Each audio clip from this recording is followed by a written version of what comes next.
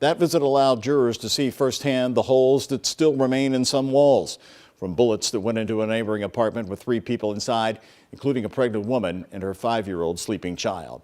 WHS 11's Grace McKenna is covering the first week of the trial as it's ending here, wrapping up on this Friday, continuing next week. She tells us more about what the jurors saw today on Springfield Drive. Grace?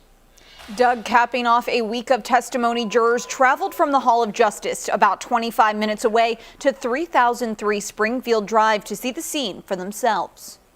415 people, faces unshown. No one's going to say you need to look at this or you need to look at that. The experience was for themselves. When you go into the apartments, when you are outside of the building, you'll be able to recognize those things that you need to recognize. Jurors in former officer Brett Hankison's wanton endangerment trial touring a Springfield Drive apartment complex, bullet holes still visible after the 2020 shooting that killed Breonna Taylor. Our cameras weren't allowed inside, but jurors walked through Taylor's apartment and the neighboring one Hankison allegedly shot into.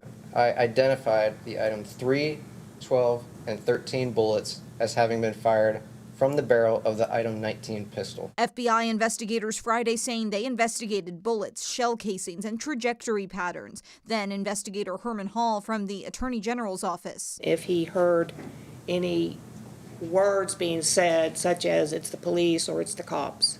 Several times, yes, ma'am. And how did he respond? He responded that he did hear the knocking and police. In very brief testimony, Hall addressing only confusion over the eyewitness account of a neighbor who heard the beginnings of the raid.